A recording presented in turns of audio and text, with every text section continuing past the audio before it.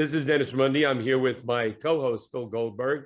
Our podcast, Spirit Matters, found at spiritmatterstalk.com as a podcast. We are also a YouTube channel.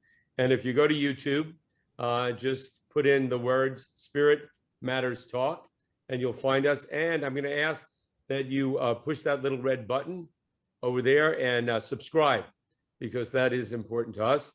And for those people out there that have contributed to help keep us on the air, we want to thank you. We are very excited about our guest today. We have back on the show Sadhviji Bhagavati Saraswatiji.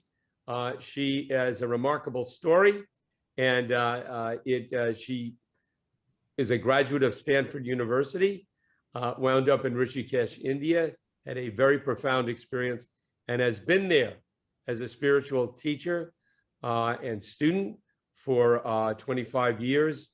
And her latest book, From Hollywood to the Himalayas, which I told her before is one of the great titles. It's a great book and very inspiring. And we are thrilled and excited to have you back on the show. So thank you so very much for taking the time to come back on with us today. Oh, it's such a joy. I'm so happy to be here with you both. Thank you. We should tell our listeners we interviewed you for the show, I think about 3 years ago, and that interview's in our archive. So we want to encourage all our listeners to go there and hear Sadhviji Part 1, the prelude. And now on this show, we want to focus on your memoir, From Hollywood to the Himalayas, which is a really interesting story. I have to say, I haven't finished reading it, but I've already learned more about you than I knew before. For example, I didn't know you had a crush on Andrew Harvey. Could you not have a crush on Andrew Harvey? I mean, could you Good be point.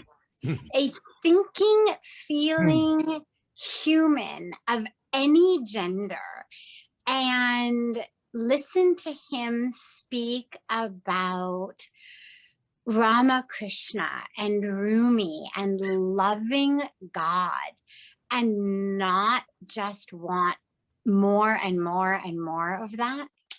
We can get 2 interviews with Andrew right here in our archive. And so we'll direct our listeners to that. Crush on Andrew aside, what got you to write this memoir? I've seen it in Rishikesh, I've been to the ashram, I know you have a busy life, but you found time to write this. Tell us why. Yeah, Phil, and you know, crush on Andrew Harvey goes back 30 years. That was a beautiful moment in time when my husband was taking classes at CIIS, getting his master's, and I had some time and started taking, it was before I had started my PhD program, and took a couple of classes there from Andrew. I was probably 22 at the time, and had no idea. I mean, it was absolutely the first I had ever heard of either Rumi or Ramakrishna or pretty much anything he spoke about, but I just adored him. So it planted a very beautiful seed.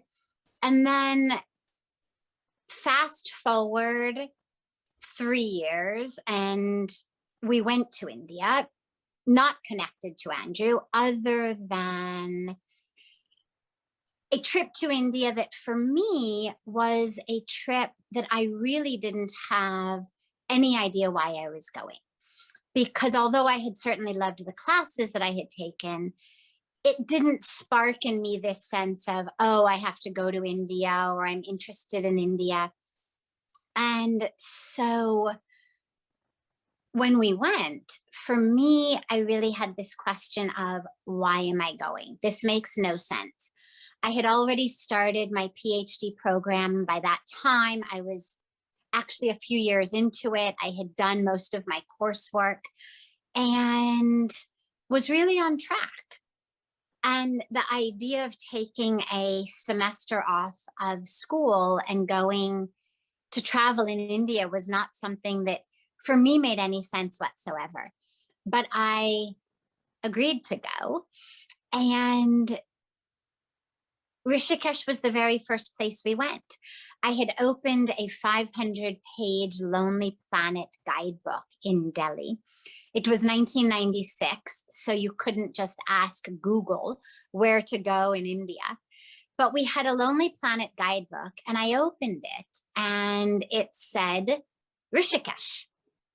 And I was already a yoga student. I was already taking yoga in the Bay Area. I was a nature person. I loved mountains and rivers. And Rishikesh was a place that offered mountains, a river, lots of yoga classes. And best of all, it was quite close to Delhi. So it didn't require a major decision from the first few days in Delhi. And we thought, well, let us just go to Rishikesh. We'll stay there for some time, and then we will plan the rest of our India trip from Rishikesh. And we arrived in Rishikesh and put our bags down in the hotel. And I was drawn back to the river. I didn't know that Ganga was holy. I didn't know anything about Ganga. I didn't know this is the river worshipped as the mother goddess, worshipped as the bringer of life and liberation. I just knew it was a beautiful river. I was hot, I was tired, and I just wanted to put my feet in the river. So I go down to the banks of the river, and I had standing there an experience that 25 years later, I still cannot describe semantically. It was an experience of awakening, opening, realization, having a veil pulled off of not only my eyes, but pulled off of every way of knowing that I had. Every way of understanding myself, of understanding the world, of understanding God. And in that moment, I knew that I was one with God, the creator, one with all of creation. And I knew that I needed to stay there. And of course, I couldn't have articulated any of this. I was rendered completely nonverbal. All I could say as the tears streamed down my face was, oh my God, it's so beautiful. Oh my God, it's so beautiful. Oh my God, it's so beautiful. And that was pretty much all I could say for quite some time. But I knew that was where I needed to be. And it's a long story, but fast forward quickly through, I ended up finally at the Parmarth Niketan ashram, which is where I now live. And in my book, I share a lot of really very funny, very amazing stories of how I ended up there.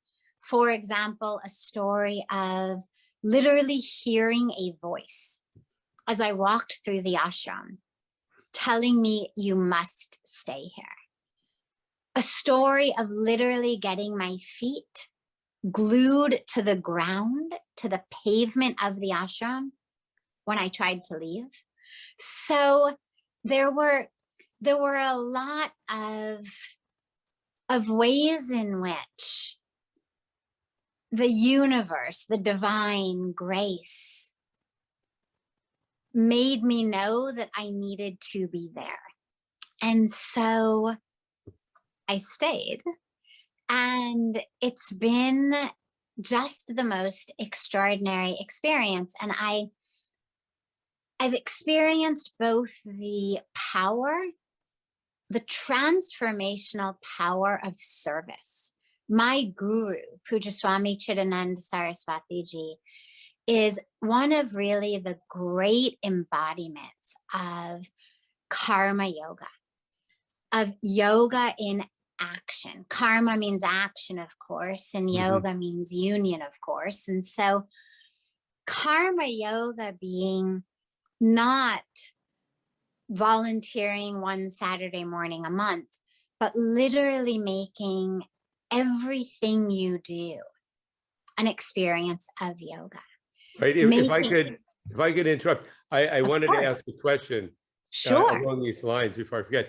And that is my understanding, Sadhviji, is that you are actually a sannyasi. And, yes.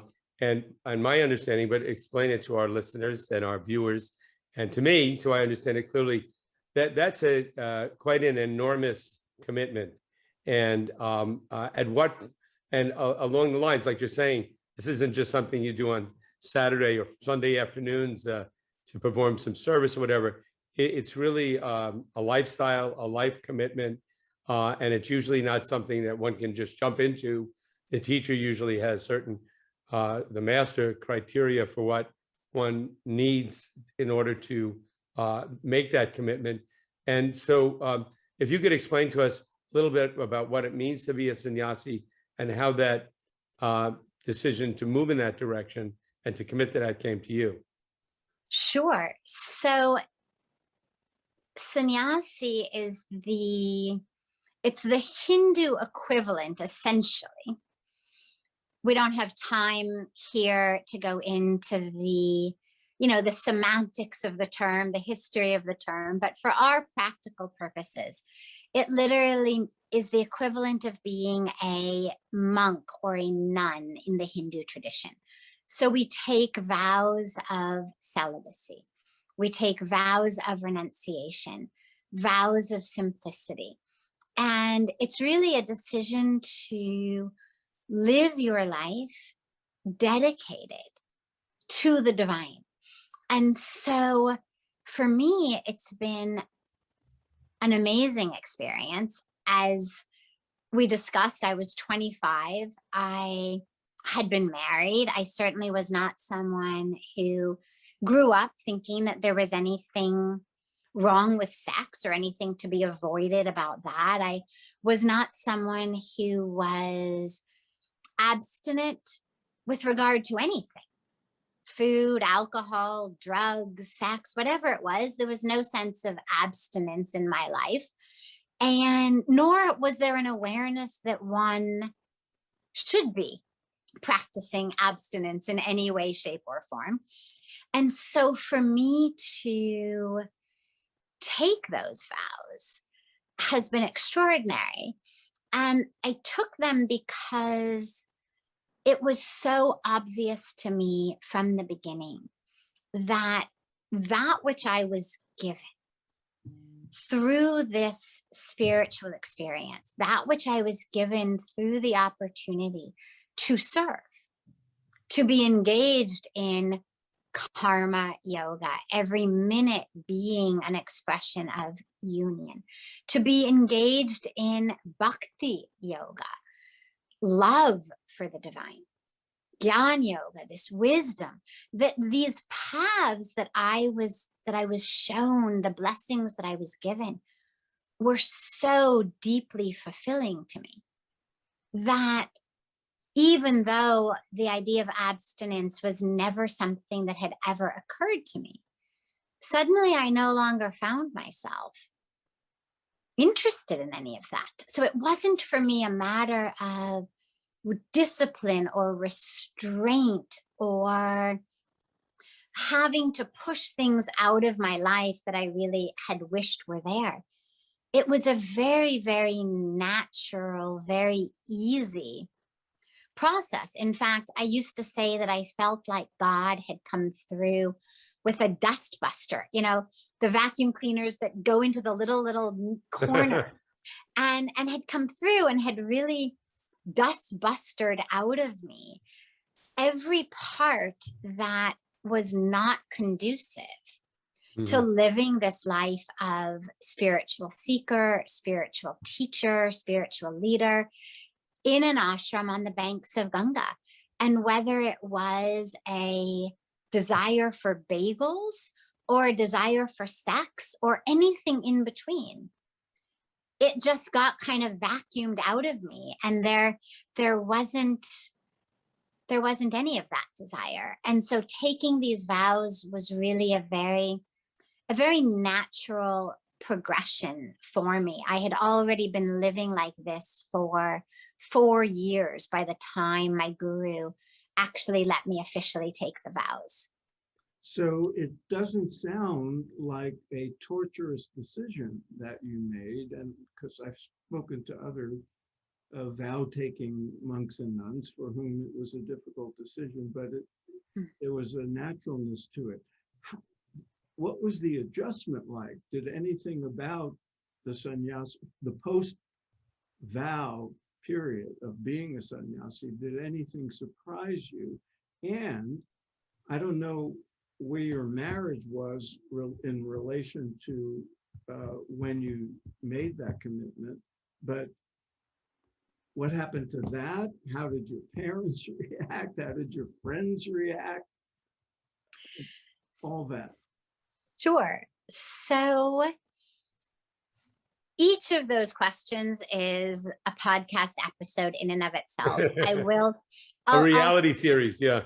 Exactly. I'll go through them as quickly as I can. I do go into the detail of all of that in my book, which, by the way, I've done for the very first time. And that's what I'm so excited about with the book, which... Oh, one thing I want to mention, I didn't when Sure. I talked about the book.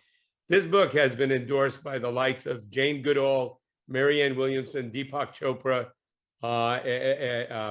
and several others, Jack Cornfield, on and on. So many of those people, most of those people we've had on the show, I think all of them, and except for Jane Goodall. And so really wonderful folks in and of themselves. And they really, promoted the book, pushed the book. So that speaks volumes, in my opinion. Well, thank you. Yes, it's been a great blessing. And Phil, I will answer your question here, but just to mention that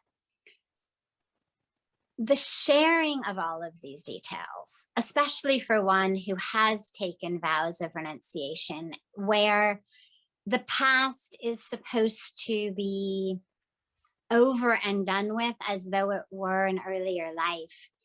For me, I've gone into the details, not only of what happened to my marriage or my parents, but also with regard to a lot of the ways that I had struggled in my youth, in my pre-coming to India youth, the challenges, the struggles, even the trauma that I had experienced, as well as the very well-intentioned but very unskillful ways that I had been trying to deal with the pain and the trauma. And I shared all of these very, very intimate details for the first time publicly, because it feels very important to me. And this gets back also to your first question. It feels very important to me that people understand I wasn't cut from some different cloth. I didn't come out of the womb enlightened.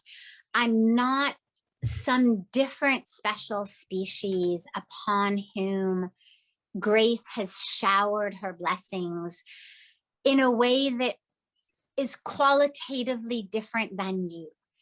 And what compelled me to spend the hundreds of hours to actually write the book is for people to understand whatever you've been through, whatever challenges, difficulties, trauma, experiences you've been through, whatever ways you've lived that have been out of alignment with your highest truth, none of that renders you unworthy or undeserving or disqualified from grace, from that experience of spiritual awakening, that experience of truth, that experience of bliss.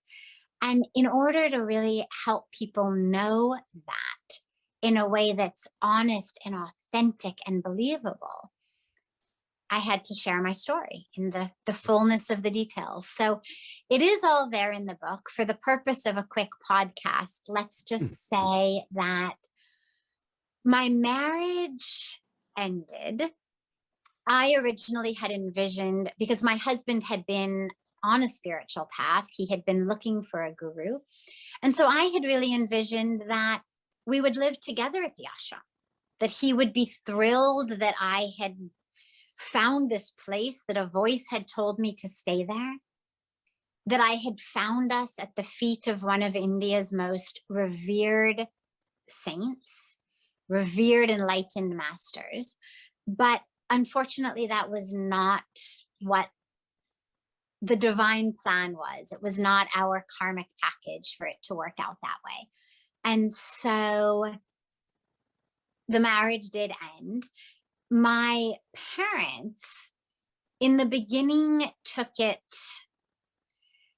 not very well, as you can imagine. A 25-year-old Jewish young woman in the midst of getting a PhD suddenly announces that she's joining an ashram and she's going to move to the banks of the sacred Ganga River, to the lap of the Himalayas in India. It was not something that they said, oh, okay, honey, no problem. You know, should we help you pack? But the truth is very persuasive. And this is what I've seen for 25 years. The truth is a magnet. And when you live it, not when you try to shove it down people's throats, but when you simply live it, it draws people. And people ultimately are pulled by truth. People who are open at least a little bit. Certainly there are some who aren't drawn, but those who are open at least a little bit, and my parents certainly are open a lot, it really drew them. And they really came to understand and then embrace and be so deeply proud of the choice that I made.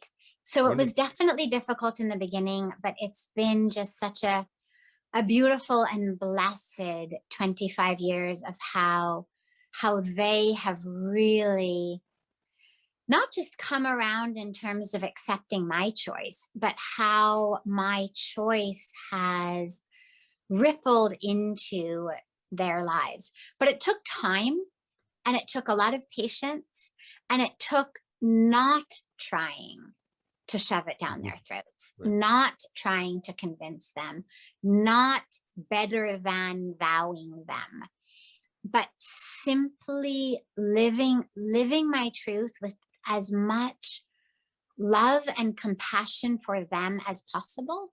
And so, you know, pre-sannyas days, if it meant that my mom wanted me in a skirt instead of in a sari, okay. And, you know, if it meant that they really, really wanted to go out to dinner, okay. And, you know, little small things that ordinarily I wouldn't have done, but that felt very important to, especially my mom, as just sort of symbols of the fact that I still was there with them. Mm-hmm. So, yeah, it's been quite a journey. You asked friends. So friends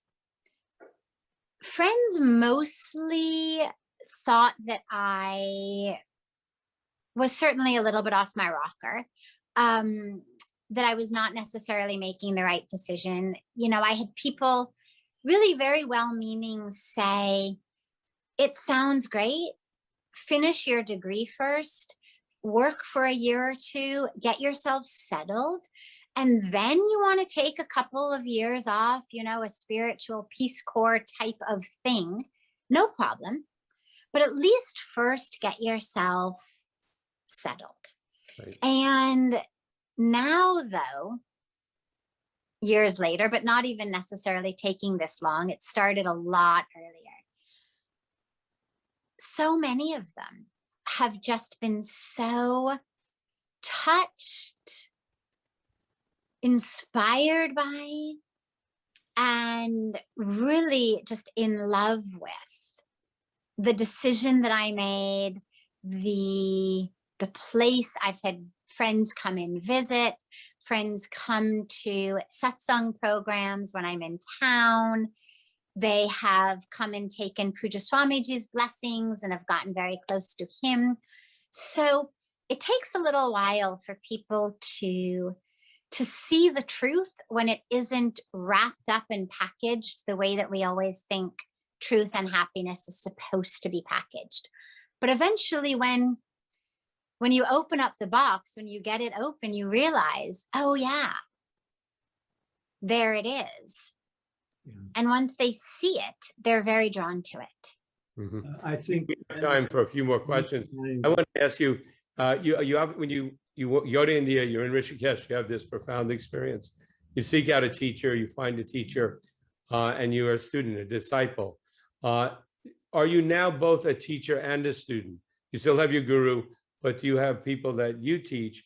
And what has that transition been like for you, having both? Beautiful. So let's start on the external. On the external, absolutely. Yes, I am still very much a student, very much a devotee, very much a disciple.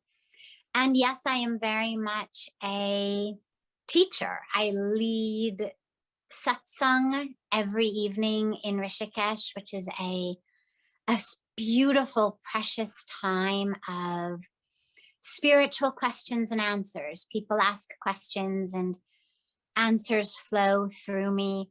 I do a lot of spiritual teaching. I teach meditation, and I travel all over the world giving spiritual teachings. And yet, so that's the external.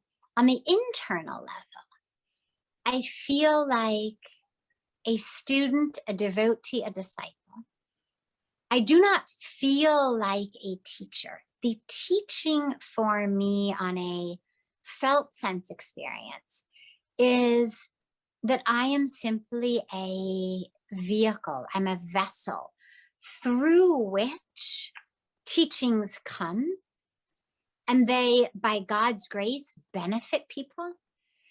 But my experience feels like they come through me rather than from me. And so as I teach, as I give answers to questions in satsang, it's actually the most beautiful experience. It feels like open-eyed, open-mouthed meditation, because that flow of wisdom, of knowledge, of awareness is coming through me.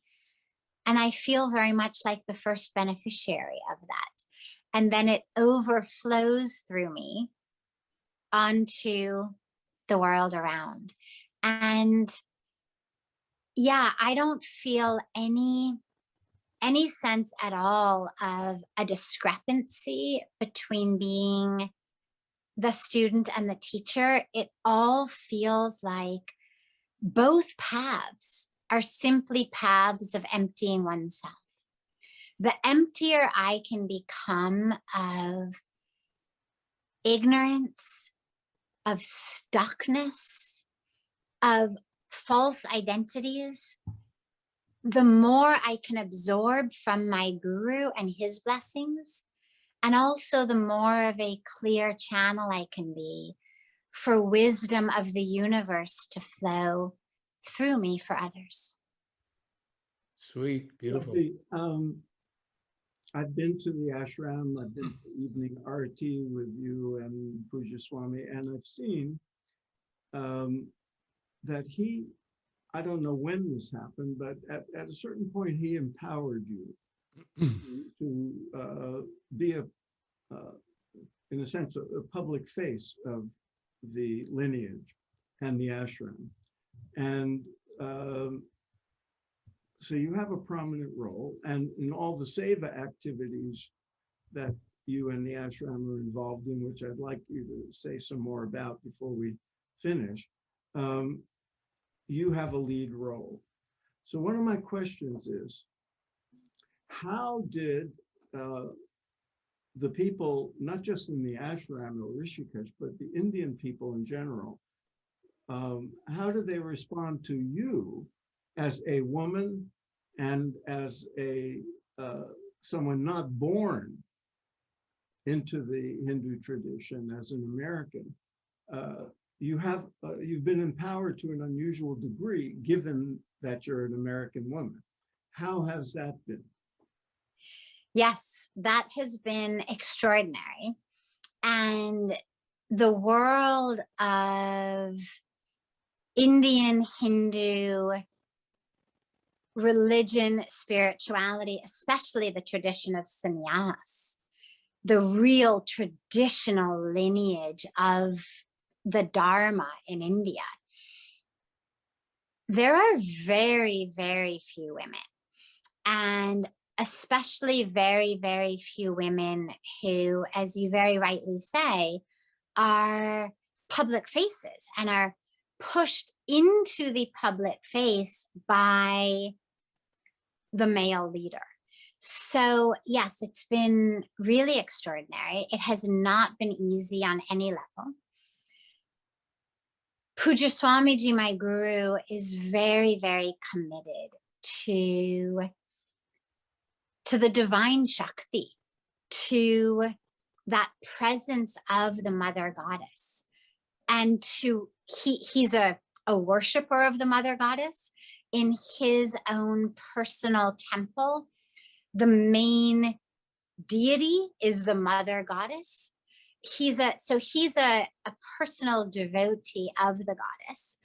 And so much of the humanitarian work is focused around women and girls, and whether it's schools and vocational training programs and empowerment programs and upliftment programs, whether it's healthcare programs, whether it's water sanitation and hygiene programs, building toilets, getting toilets in people's homes, bringing clean water, ending stigma around menstruation, bringing in menstrual hygiene programs. We've been really, really committed to that aspect of the very physical embodiment of the mother goddess in the form of women.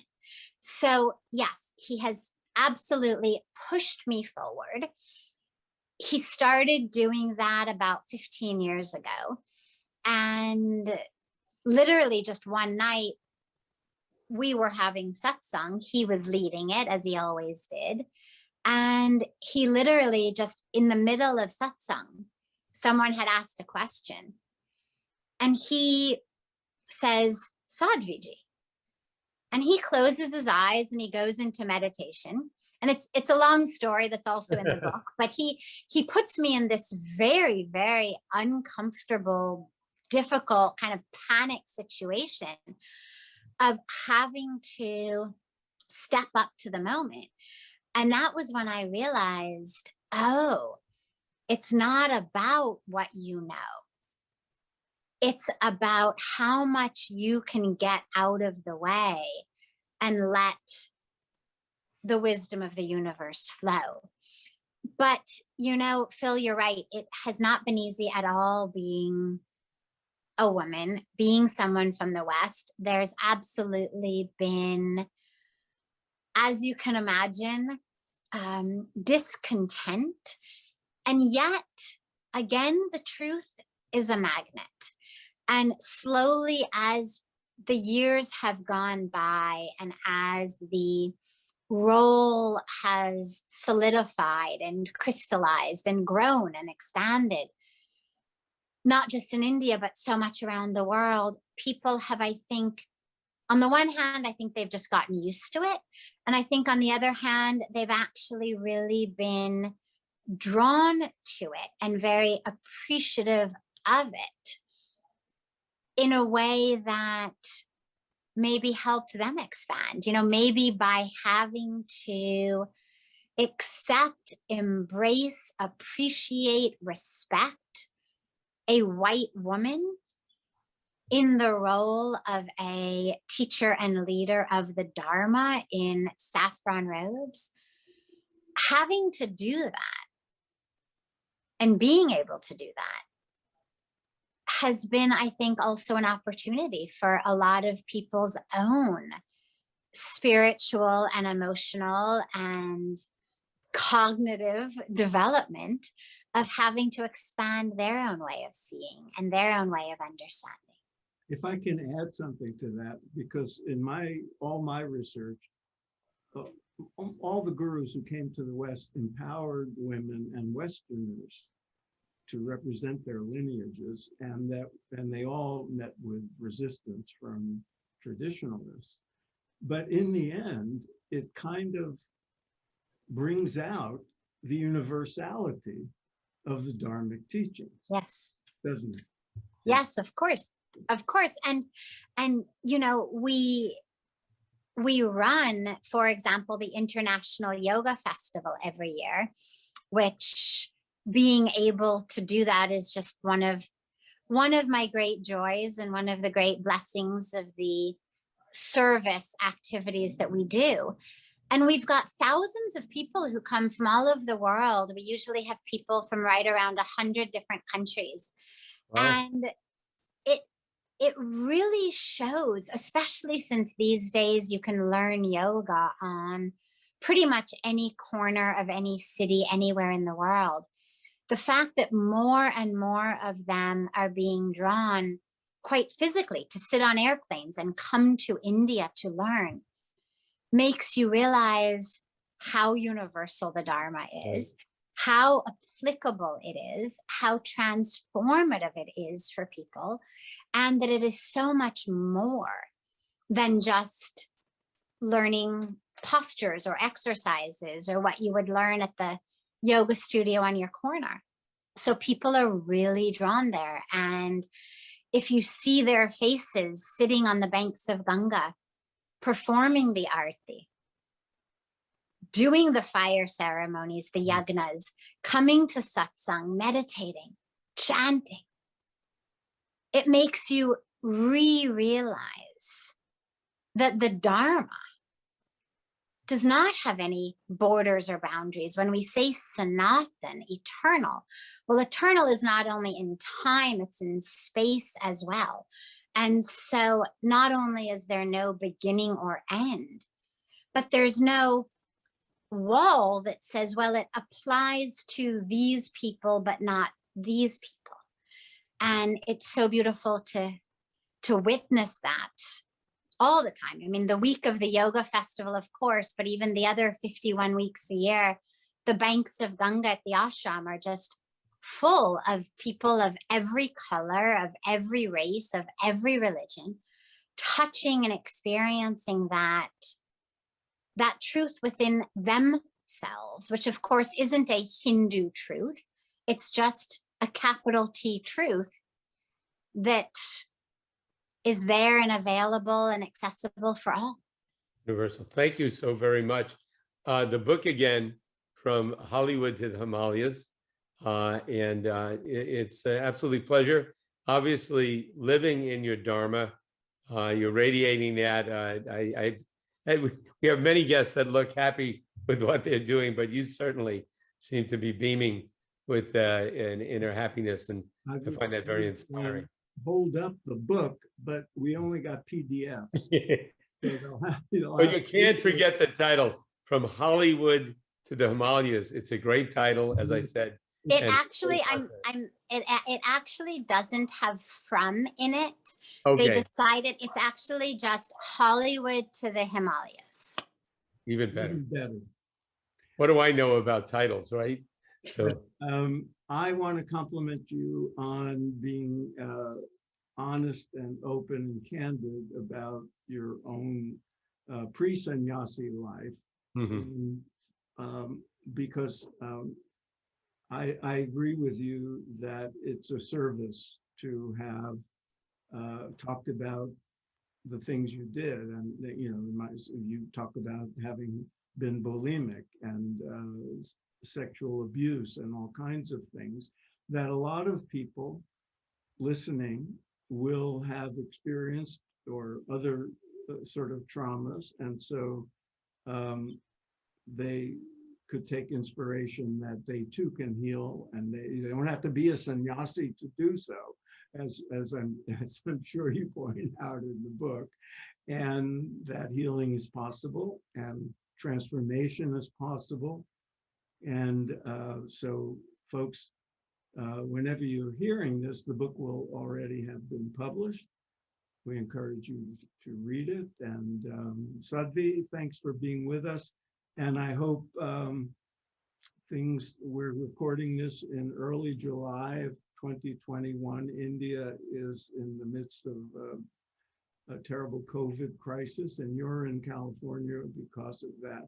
I hope we both get to return, and I see you in Rishikesh in February when I'm supposed to be there, and I'll see you at Arati one evening.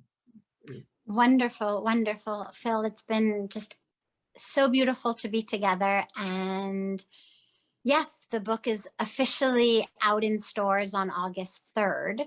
So I will so deeply look forward to everyone's feedback and everyone's thoughts, because of course, the core teaching is you don't have to be on the banks of Ganga. You don't have to be a sannyasi. That healing and that transformation and that opening and awakening is possible for all. So I'm very excited to, by God's grace, have people experience that for themselves. And I look so forward to seeing you in California before I head back. I've got a book tour, and then I'll head back after the book tour, but to seeing you on the banks of Ganga back in February as well. And the banks of the Pacific before that. Yes, Thanks yes, again yes. for being with us. Thank you so much. I'm going to ask you for last words, but you delivered them without even being asked, and we appreciate it. So take good care and good luck with the book tour. Wonderful. Thank you so much. Love to you. Thank you.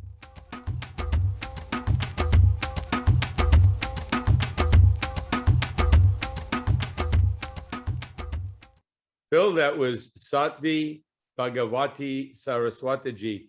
And I said it to her. She seemed really like an incredibly blissful person, and it was no act. She was full of happiness. Yeah, wait a minute. There's that Hollywood part of her book title, so you don't know. Yeah, exactly. Exactly. She's in California now. No, you know, obviously deeply committed to what she does. And she had an awakening, and she stayed awake, and she went for it. And, you know, I can relate to it in part. I mean, what she did was very dramatic. But when I was in graduate school, and I left graduate school to go on TM teacher training course, and I dropped out of graduate school, a lot of people looked at me like, are you for real? Are you really doing this? You know, and even I had a couple of professors that were really, you know, this was 1972 or something. My parents were very cool about it, you know, go for it. And, but like for her to go, you know, Stanford PhD program, she goes, Andy, I'm never coming back. I'm going to become a sannyasi. I mean, her parents must have been incredibly open. Well, I'm sure they were not at first, but they came around. And what she described, while she was describing it, I was thinking, that's very typical. It certainly was very typical of the people who got on the spiritual path in our generation. Right. This, if you make a strong commitment to that and you change your lifestyle, you know, you're not going to graduate school, you change professions. These spiritual pathways transform people's lives, and sometimes they lead to choices that are unconventional. And back in our day, you know, just committing to meditating every day. Learning meditation was like, yeah, I don't think people, younger people, it would be hard to understand how. And actually something you get into in your book, American Veda, was how Eastern thought came to the West, and starting with Vivekananda, and that was what, 1890s or whatever. that he came. So before it's all so new, and then Yogananda and Maharishi, it's really just in the last 20 years or so that it's so popular. But, you know, as Sadhviji said, people come around when you don't push them, and you don't try to convert them, Right. you try to convince them. People, her parents saw that she was happy. That's it. She was around nice people. My parents came out to Iowa, Fairfield, Maharishi University. I'm here. And they see, hey, everybody's really nice. People are very articulate. They're polite. My son looks happy. That's all that matters. You know, it was, you know. I was happier. I was more content, and I was in less emotional pain. And that meant, and I stopped taking drugs. That was a big deal to me. No small thing. Yes. And so, you know, personal transformation is the most convincing thing. You know, so she became a sannyasi. That would be very hard for the people who love her and care about her to adapt to. But they came. Yeah. That's great. I wanted to ask you, Phil, you've been to that ashram in Rishikesh where she is. I have not. What is it like there? What's the scene? What is it like during the day? It's lovely. It's Parmarth Niketan. It's on the same side of the Ganges that Maharishi's ashram was. You can walk from there along the Ganges and get to, you know, what they call there the Beatles ashram. It's not a long walk. And across the river from the other sort of landmark ashram, which is the Shivananda, Swami Shivananda's place, the Divine Life Society. But Parmarth is one of the larger ashrams and a centerpiece because of the International Yoga Festival that she mentioned, which happens every year, usually around the first part of March. And because they do evening arti every night when the sun is going down over the Ganga, and it's a beautiful. Arti is the evening is the sort of ceremony that involves fire and offerings and a lot of chanting. How many people are usually attend? Very ecstatic, and sometimes there's a lot of people. So it's a beautiful. And if somebody's in Rishikesh, can anybody visit? Yeah, anybody can go there. You know, I've brought my tour groups. You know, my many evenings just to be there, and it's a beautiful thing. It's an evening ritual.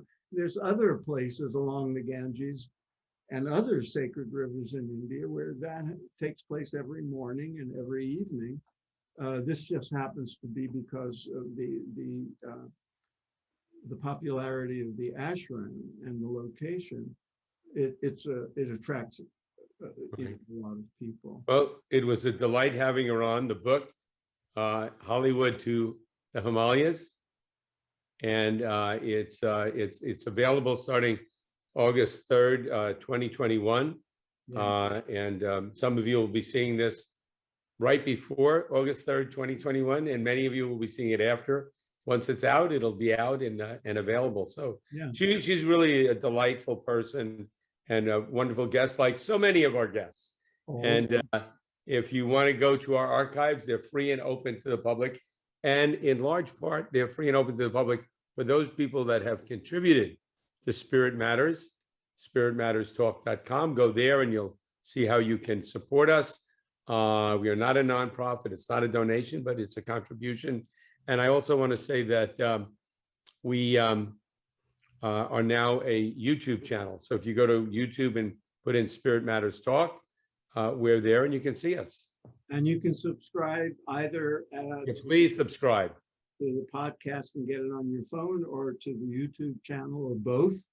And we should just inform new listeners that we only started doing videos this year, 2021. So we have a couple of hundred or 250 or so audio only interviews an hour. I'd say closer to 300 and probably 15 or 20 video. It's quite the spiritual education to go through our archive. Please, it's a great guest.